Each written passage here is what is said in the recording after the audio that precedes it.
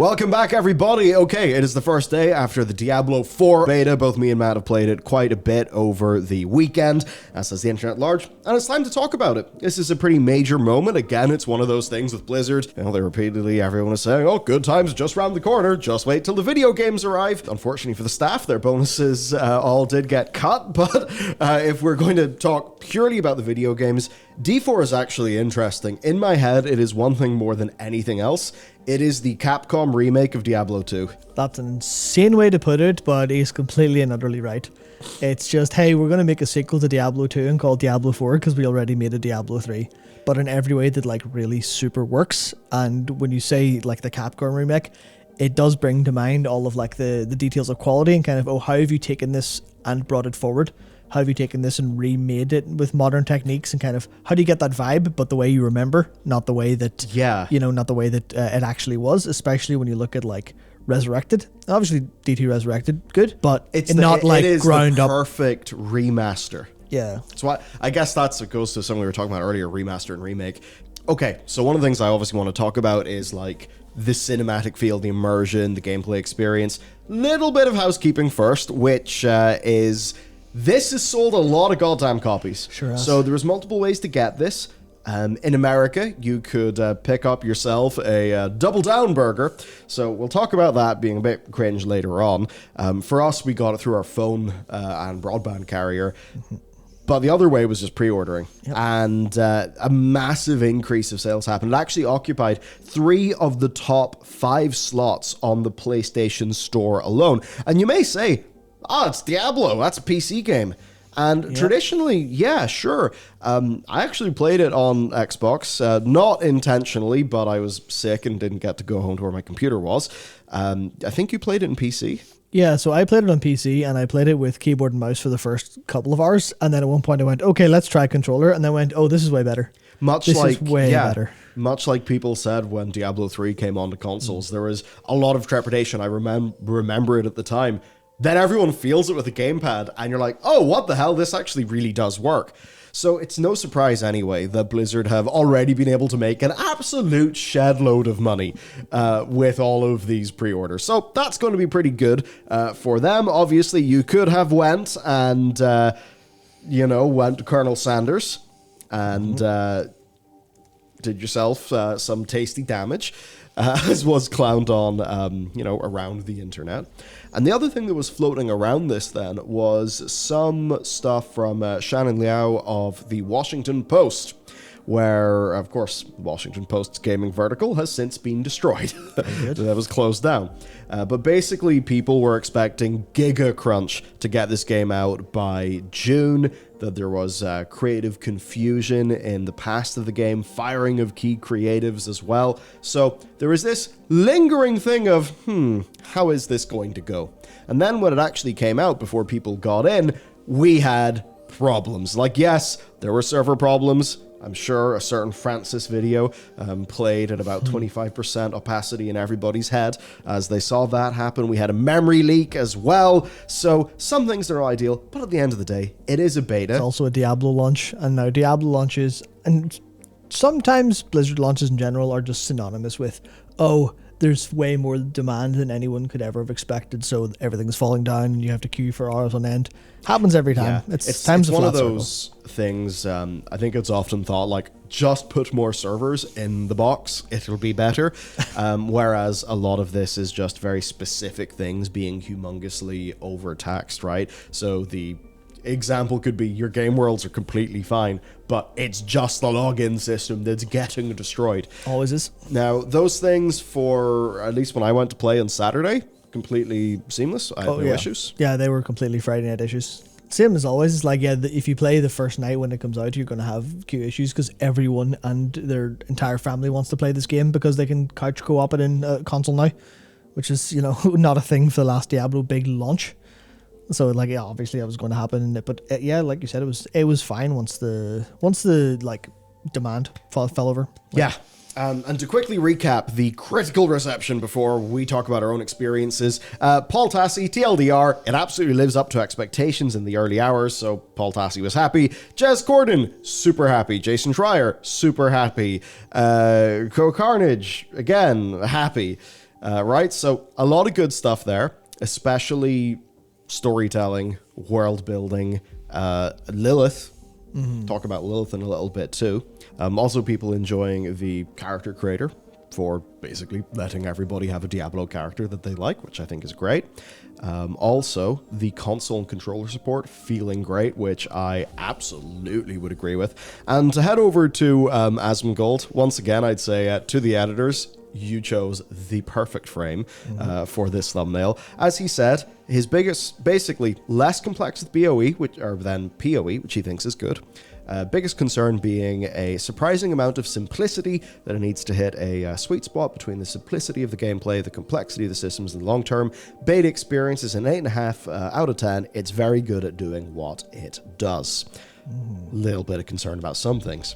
Now to go to the public response, it has also been pretty damn big, right? I mean, we peaked at just over 900,000 concurrents on Twitch, so nearly 1 million. When you go to the subreddit, generally, there is a lot of sort of big strokes positivity, but on some of the details, and I always thought this would be the case, like, when you go into some of the details, yeah, there are a few issues.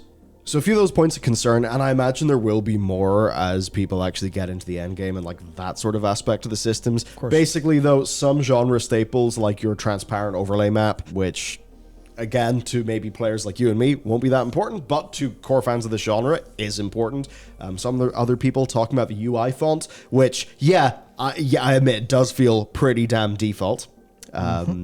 Then some stuff about, like, the endgame. How's it going to be, right? Here's one post I thought was good. The dungeons are really concerning when you know they're a foundation of the endgame. So this is one of those things where we can give our beta impressions, which I do think are broadly quite stellar, but there are a few questions. This person saying, so instead of greater rifts or PoE maps, we're going to have these dungeons with some affixes tacked on. I don't know about you guys, but that kind of worries me. They reuse the same bosses quite a lot. The mechanics of find 3 things to unlock the gate or kill anything or everything in the area is an excuse to, have to forcefully go around the same area every time is just repetitive and a bit of a downgrade. So you can kind of feel that thing with those dungeons. Like, whenever I went into my first dungeon, like, honestly, there was a little bit of awe.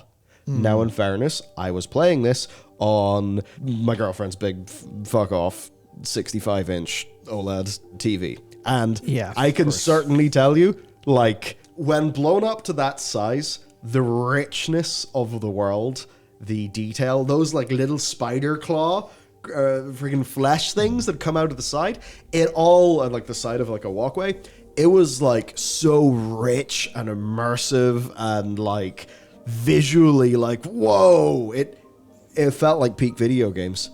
Now, it's the sort of thing for a player like you or me, we're not really going to give a shit about the end game because we're not exactly big, like, turbo end game PoE players or anything. No, not at all. But I think it's just worth putting a little bit of a flag post down that while I think for loads of people, especially people who are not hardcore in the genre, this is like a dream Diablo. Maybe also worth recognizing that for some people, some of these things may not work.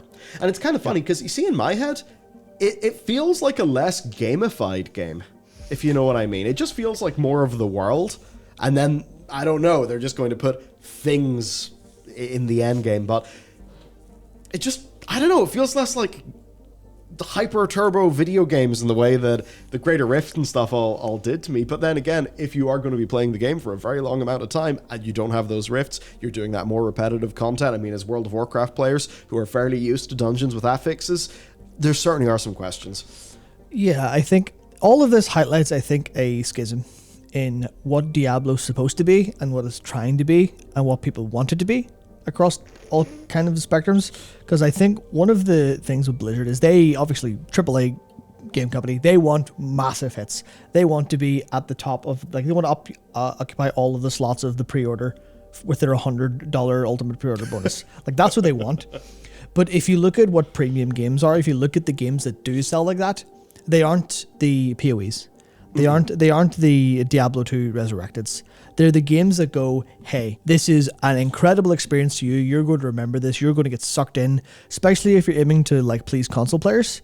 You're going to be going, oh, I'm here with a big TV. Oh, I'm really sucked in. Yeah. Whereas you imagine if somebody played God of War recently, yeah, Not to say that this is like God of War. There is a discussion to have there with the previous iteration of Diablo 4, funny enough. But somebody who really enjoys God of War, or, like they want, yes, their action RPG, but they want like that level of storytelling, of cinematic flair, they're going to see this and be pretty engrossed, I think. Yeah, because I think they've clearly put an outsized amount of effort, at least that's visible to us now, having only played the beta and not having access to the end game. They've put a lot of effort and a lot of development, because this is the first new Diablo game that isn't Immortal Resurrected or a re-release of 3 in 11 years. And they've been working on this basically the whole last time. Yeah. So you can feel a lot of the work they've put in is to make this more of a modern game, not in the way I usually say modern game, which is negative connotations, but in the sense that every detail is really nice. They've learned a lot of lessons in narrative direction and cutscenes and stuff like that. Yeah. It's really pretty, which I think is going to have a huge amount of praise, but a lot of endgame players will probably go like, you didn't have to do this, because in the same way that I think, there's a quote from what's the video? It's Why It's Rude to Suck at Warcraft. And the opening of that has a quote which is, I'll, show me World of Warcraft and I will show you a game that the creators turned it from a database into a virtual world, and the players turned it back from a virtual world into a database. And I think the treasure hunting dopamine cycle players who are just doing this for the abstraction, the numbers, they're going through, and it doesn't matter that it's Diablo, it could be all wireframes, but the gameplay is still the important part to them, mostly. I think there's that's the extreme, of course. And I think this leans a little bit closer towards the being immersive, being narrativized, being the atmosphere is why you're playing this game. And I think that might come, maybe not literally, but at a glance, based on how many people are talking about which part. People might go, oh, the Diablo that's for me, the Diablo 2, the person who spent 1,000 hours running around doing the same thing over and over again, this hasn't been made with me in mind. Some of that might be there to people, but because I feel like Diablo 1 and 2 was them just making their action RPG. Yeah. And then the things that follow that up in the genre, are they using as a basis for the game that they're making, like trying to from the ground up do their own thing, or is it making a Diablo-like? And I suppose I wonder, do you have that thing where D2 is humongous, D2 then gets meta played to all hell, and then the development of follow-up games is in many ways going to be based on the meta gameplay, the ongoing meta gameplay of Diablo 2. And then that kind of maybe shifts it away a little bit from some of D2 as originally created. Yeah, it's that feedback. You know what I mean, right? So it's like when a game is... Let's take MMOs. So many MMOs, they just go off in their own direction. They're not building an expansion to their game thinking, what is we're going to do this new thing in our game. What's it going to be? We're going to do this from the ground up. No, it's going to be an expansion that is serving the prior players, your past expansion. It's going to be very aware of its own meta. Mm-hmm. And I guess when I look at D4, I mean, that's I think in my head, that's why it is not a sequel. It's not a sequel to Diablo 3 that is inspired by the ongoing success of Path of Exile. I think that's the thing that's really clear to me. Mm-hmm. And how it feels to me as a bit of a casual onlooker. For one final bit of criticism that we just picked up from the Reddit, that is the sort of thing where maybe somebody like you or me wouldn't notice because we're just enjoying the experience. But this is, I think, a really, really good pickup. So PC Games End captured this, but people are basically finding some of the dungeons too familiar, and this is the sort of thing you only really realize if you're doing loads of them. Quote, what Blizzard devs have done is make templates with random attachment locations and hallway lengths leading off a main template. You can see that from running Hoarfrost Demise over and over. And yes, it is exactly that. You can see the same core dungeon with little bits around it. Mm-hmm.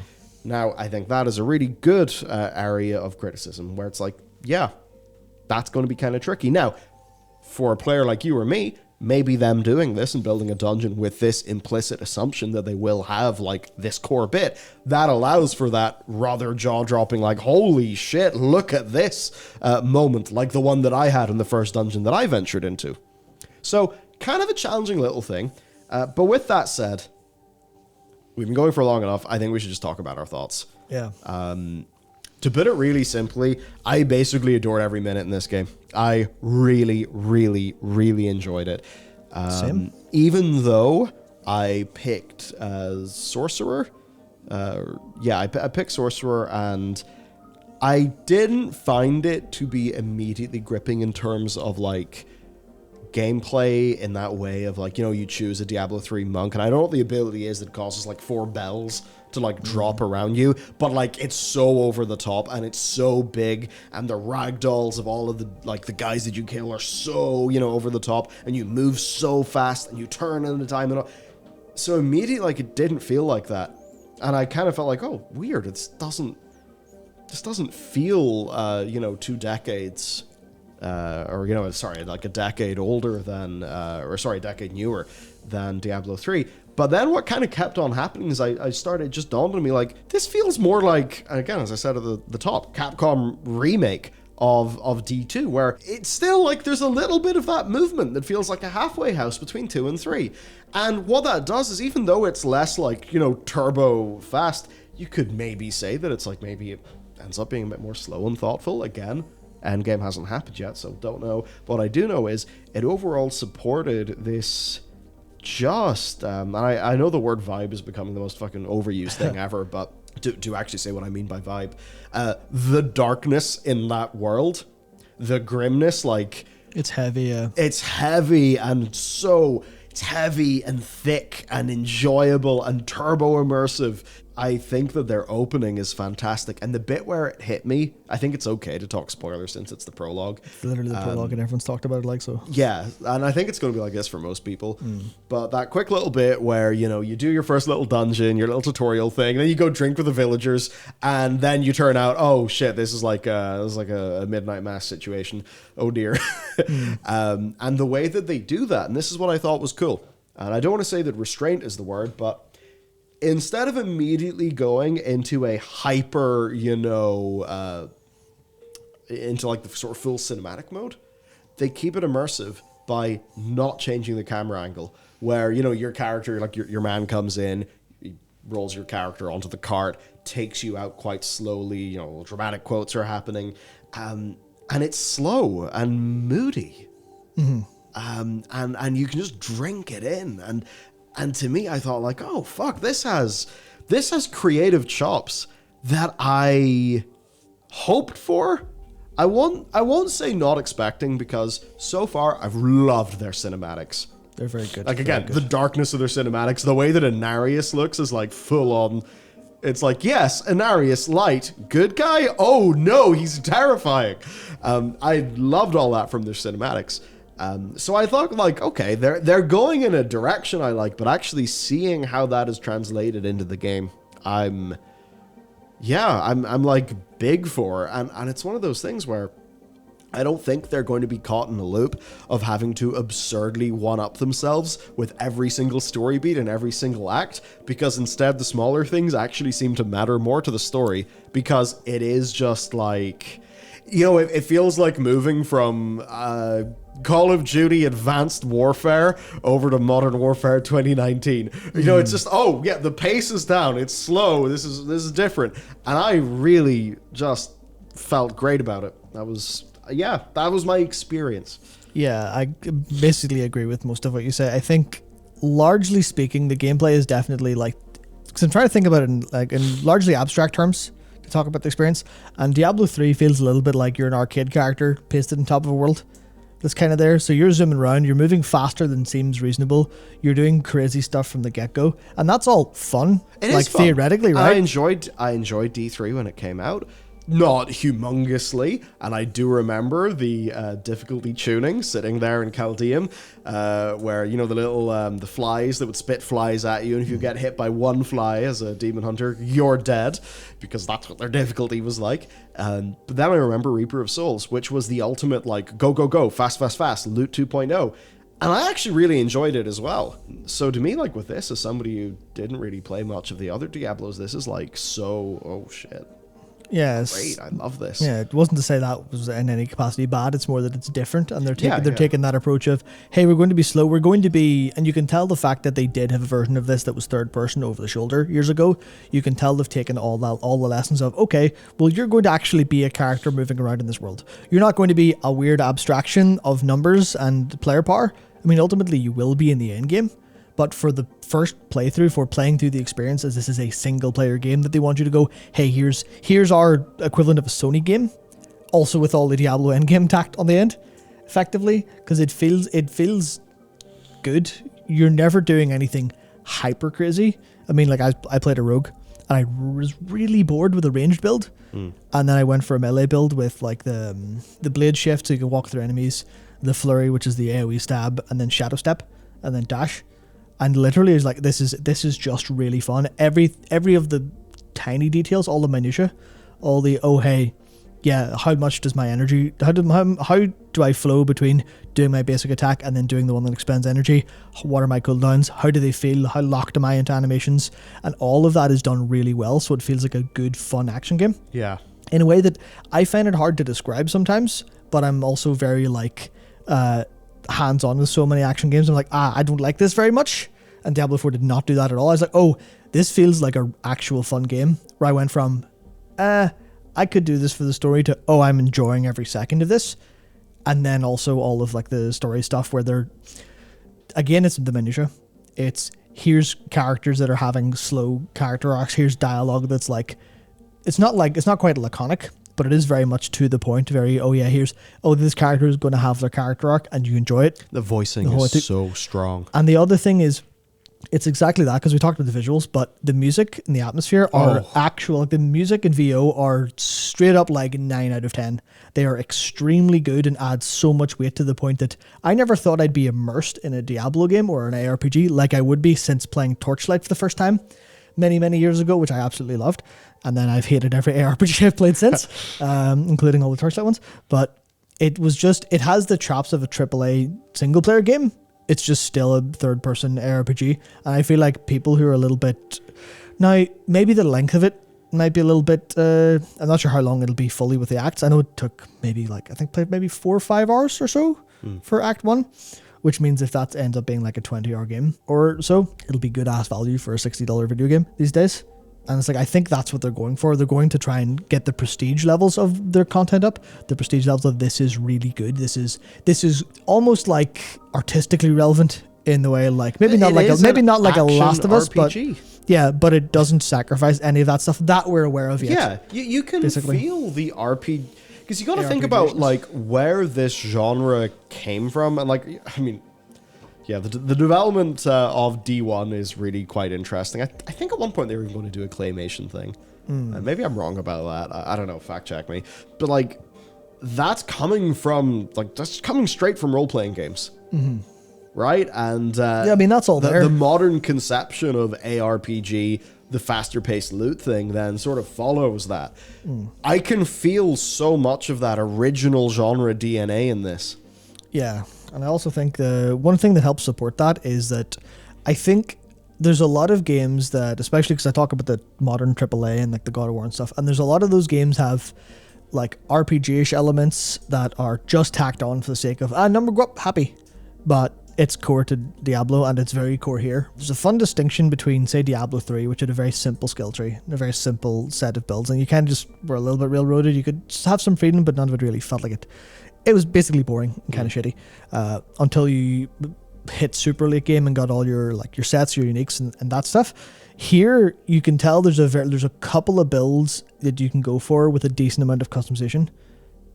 Basically, immediately in the first 10 to 15 levels. I think by level 15, I had all the parts to make a build that was, okay, well, what am I going to do? I can shadow imbue. I can shadow imbue to open. The explosion causes vulnerability. My flurry spreads vulnerability across other enemies and heals me up. And I think it does extra damage to vulnerable, something like that as well. Okay, that's cool. All right, well, I'm out of energy. What now? Well, I can conceal because it applies vulnerability once I come out of stealth after, but it also restores my energy. So I was able, with how simple the skill tree is, and how there's enough complexity in there that it's not overwhelming, but it is fun to play with. I was able to put together a build that was not unique, but it was like, what can I go? Okay, well that seems to make sense. Oh, I like that ability. Oh, I can like conceal, shadow step, explode flurry. I can do this like this combo every time I go in. And I'm used to that happening in RPGs when you're in the turbo late game. I'm used to it being super boring for like 40, 50 hours before it's like, oh, now I can finally play the game and finally have a build. That's what annoyed me about playing PoE. Where I was just like, oh yeah, I've got a little bit of a thing, but it's like, I'm kind of using one ability here for so long because everything's like built around it, and I don't really enjoy this. But then playing 4 is like, oh yeah, this is great. I could, especially because you can refund like for freely until like level 10 or 15 and then very, very cheaply after. So I'm able to play with stuff and going, oh, this is actually doing better than most modern AAA games that have RPGs or at some part of them. You're going, okay, well, this is actually going to be part of the gameplay. As opposed to, you can worry about that later. It's just, no, this is literally how you play the game. It is a video game that has all of the like narrative traps, but also doesn't forget that it is in fact a video game, which is like, I'm sure there are many, many small issues that compounded, and I'm sure there's people who literally not like it, but I was in awe the whole time I was playing. I was sat there and like, Blizzard I can't really find a problem with this that I really don't like. To hate this game as well. Yeah, I went in going, right, time to destroy this piece of shit because, you know, whatever reason I'm an asshole effectively. But then I was like, okay, I'm bored playing Rogue and doing the rain stuff. But that first scene is like, oh, you're trying something. You've made some art here. I did not expect that from Diablo. I never did, never would have. Okay, sweet. I just spent the entirety of Saturday playing it going, I'm having a good time. Yeah. And I know I'm still not an in-game player. I know I'll hit like credits will roll and I'll be like Alt F4 goodbye uninstall. But to me, that's what they seem to be going for a lot of players to make them feel happy with that. And I'm going, I did not expect this ever at Blizzard, to be honest. I expected some development issues. I expected some stuff to not come together. And maybe the in-game will be lambasted for not being as good as it could be. Maybe. But for me, I'm just going, I'm shocked. Yeah, if I was to talk about like brand value in a way, like I think this is massive for the brand value of Diablo. It's obscene. When I say that, you know, I mean, like even take Lilith. Mm-hmm. Immediately, Lilith is and I do not know where her story goes or any of that shit. But like her voicing is immaculate. Definitely. Like, yeah, her voice work is immaculate. The way that she always does feel quite reasonable.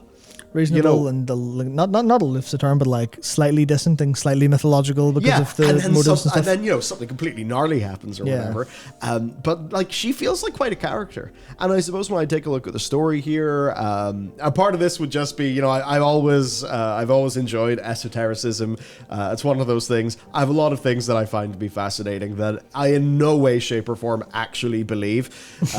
But you know, you kind of look at, I think it's the Book of Enoch, where it's only part of the canon for like the Ethiopian Orthodox Church. I think that's the one that talks. Is that the one that talks a lot about like basically the, you know, demons and angel and the Nephilim and stuff. Created Nephilim. There's obviously so much of that in Diablo. So this whole setup with Lilith like literally being a sort of mother of. I mean, just where Lilith fits in the Diablo lore. I just think that she's really memorable, and her voicing's great. She looks really cool. I think her human form looks really cool after seeing her like be like born into the world where you can like see her like fucking beating heart through the transparent skin in the big cinematic. So yeah, I think she's pretty damn cool. Your man, her son, also like haven't seen much of him in the game bit yet, but I don't know, it just seems like a cool cast of characters. I like how the sort of light side is being treated as well, in that like it all feels like so fucking grimdark. I love it. It's an awful world. It's like even in Arius, it's like I know that in a way. Well, okay, do you know what actually got me? It's like there's a little inscription on a piece of metal when you're walking into the city that just says Anarius is a goat.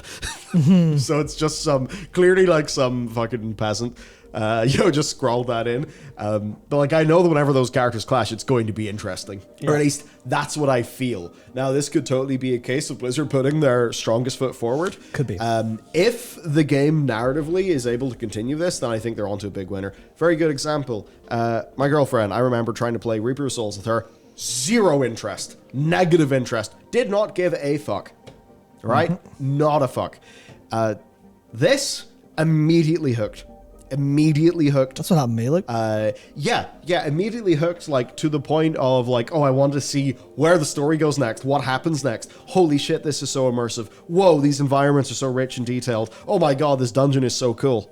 And I suppose that is a strength that this franchise and action RPGs in general have not had. One of the things with Lost Ark that was funny is, like, some of their set pieces go super hard, but they just don't have an overall game that's, like, really giving a shit about telling a story. Yeah, that's what what was unique about Lost Ark and really sold it to a lot of people, was the kind of, oh hey, we're actually trying to be more of an experience than just a video game layer. Yeah. Where you got that fucking humongous siege tower. And, all of that, like, the thing was, none of that had any narrative weight.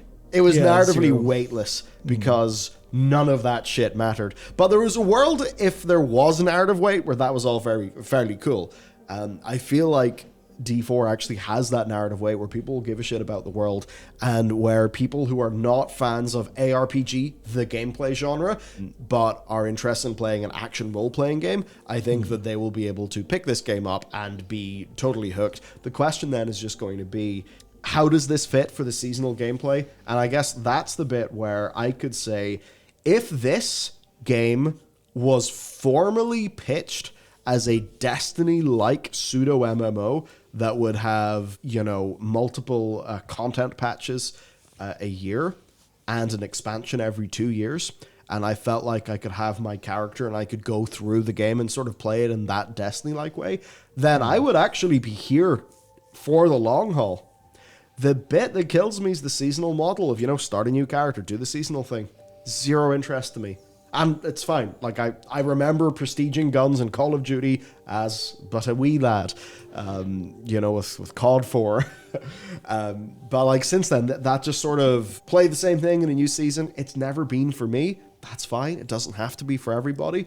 I just think what's interesting here is this could have been a, like, cinematic feeling, a lot of what Destiny wants to achieve on a consistent basis, where it did do a great job with its narrative, and Witch King did a significantly less good job with the most recent Destiny expansion. I could, what I mean, right? I could just feel this as an ongoing pseudo-MMO, whatever, where I could get excited about a big new story and then have like a little live story develop in between the big stories, maybe get some cool new modes, some cool things to do. Yeah, a little bit of a loot loop at the end game, just like you have in an MMO like World of Warcraft. So I think for me, with the ongoing part of this game, if they have a little bit of that feeling, I could really be there. But if I'm going to be expected to play as a Path of Exile endgame player, then that's not going to be for me. But then the problem is, the thing that I would like, well, we know that format can work, like with Destiny, which even in spite of its constant dramas, is a very successful game. But then that might not be something that the people who enjoy Path of Exile really like. But then maybe, does Diablo 4 need to take on Path of Exile head on? And I suppose that's the bit where I would say, no, it doesn't. PoE is the game doing the PoE thing, and I think PoE is clearly the best at that. And I think that if Blizzard were to try to take on PoE, I just think that would be foolish, because they'd be going for a large hardcore set of gamers, fine, but I just don't think it would be the best use of their potential. And certainly when you think about, wasn't it PoE 2? Isn't that a thing that's... Honestly, at this point, I completely forget. I have no clue anymore.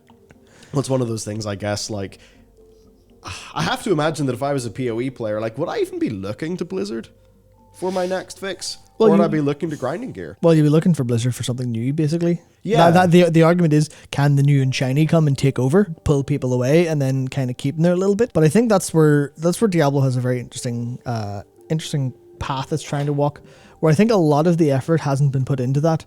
A lot of the effort's been put into making this AAA experience that will hit this wide audience. This is their play for a massive brand. This is their like, not to the same scale of Call of Duty, but you know the way Call of Duty releases and 400 billion people buy it and play it, and then you look at the recurrent player numbers and go, oh, why is your retention not that good? And the retention's fine compared to the amount of players who buy it, but it is like there's a lot of almost tourism where they want the $60 sale price, and then they have to kind of go, oh well, who's left after the party ends? Who are the real ones sticking around in a way? What can we do for them after? And I feel like that is a 1-2 punch that they need to try and master, as opposed to trying to make one massive play for one and one massive play for the other. I think they are going, hey, how many people can we bring in? Okay, now how many of those will stay, and how can we service them with that? And I think that's where it is. You're fundamentally making the game for two different types of player, and you're never going to have the person who plays it for the story stick around. In broad terms, obviously lots of people will enjoy both, but then it's like that seasonal model and that like continuing. Can they do that in a way that won't have people go, oh, Diablo's dead, and like kill a bit of that PR that they have? I think that's the interesting part where I'd love to. This is the annoying part about Activision Blizzard. You never really, until they leave the company and talk at GDC, you never get to hear like candid thoughts of what a game was supposed to be. But to me, very much Diablo 4 feels like that play of, can we have a God of War? Asterisk, can we have a God of War that's not full God of War but is also still Diablo? Can we manage to get both in the one game? Are we capable of that? And obviously, without seeing the end game, without playing the end game, it's hard to know. Also, I'm not the kind of person who's very good at that, like caring about that anyway, because I'm just like, whatever. But they've definitely nailed the first part. Yeah, absolutely. And I think that's where Blizzard are probably going to see, they're going to look at people like us who are, would have casually dabbled in a Diablo. Certainly enough for it to be worth the purchase, but not enough to just play ad infinitum. Yeah. They're going to look at like how a lot of us are saying, holy shit, yes. And people we know that are even less likely to be into a hardcore ARPG, that those people are, being caught in. As for Path of Exile, so Path of Exile 2, likely we're going to find out more about that at ExileCon this year. The reveal of their next expansion, content-wise, I think the name reveal's already happened. That's happening pretty damn soon. So it's one of those things. PoE continues, and I know like the road hasn't always been perfect. I know there have been some bumps, but they have, from what I understand, been pretty good at just having the seasons happen, having the expansions happen. So Path of Exile 2 was supposed to be 2022. It was then delayed, and the upcoming expansion doesn't seem to be Path of Exile 2. With Path of Exile 2 being like it's a new 7-act campaign set 20 years after Path of Exile. So it does seem for them like it is the most major of an expansion you could have. I guess that will be for the super hardcore who are interested in we love PoE, but we sort of would like a new thing. I think that's probably the turbo expansion that that they will be very interested to hear about. As for this, it's hard to say without fully knowing the end game. It's just impossible to say.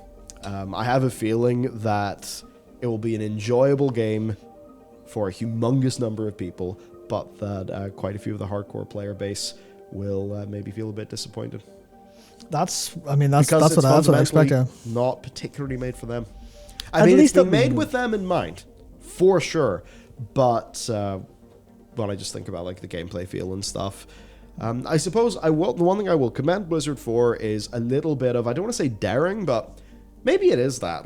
They didn't just say, okay, so the big things in the market are Lost Ark, super fast gameplay, Path of Exile, super fast gameplay, Diablo 3 Reaper of Souls, Season 5 million, super fast gameplay. They didn't look at that and think, okay, we're going to continue. They actually, I think, had a little bit of balls, they had a little bit of creative chops, and they decided to make a thing that is, when they said, we really embrace the dark, they sure as hell meant it. And I feel like they've actually set out and made a unique feeling project, stands on its own feet, and is commendable. Yeah, it's amazing. Through all the bullshit that they've had to go through as the studio, of course. Yeah. It's amazing to think that this is the same franchise that just under a year ago launched Diablo Immortal. Because that's the thing. It's if you look at the spectrum of video games... God, the elephant's finally entered the room again. Yeah, it's Diablo Immortal is just the worst of the worst. 0 out of 10. But Diablo 4 is on the opposite end of that spectrum, where you Yeah. go, the people who made this went, we're going to make a video game. What are we making?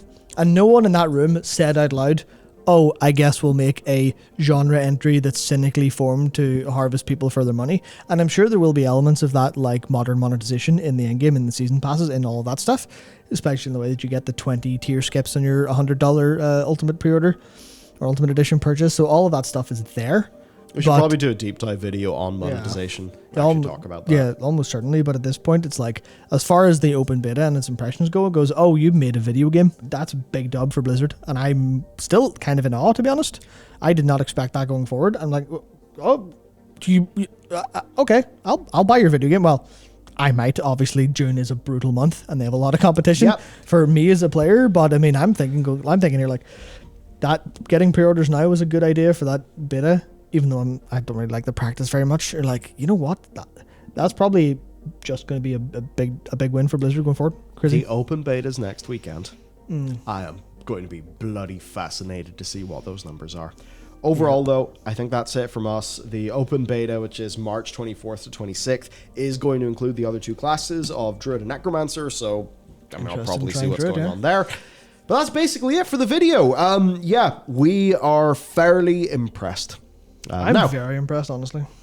Well, we don't have a video sponsor, I would say. If you enjoyed how D4 was very vibes and atmospheric, etc., consider checking out The Pale Beyond, which is our video game that, yes, we developed, because we also do that. It is on Steam.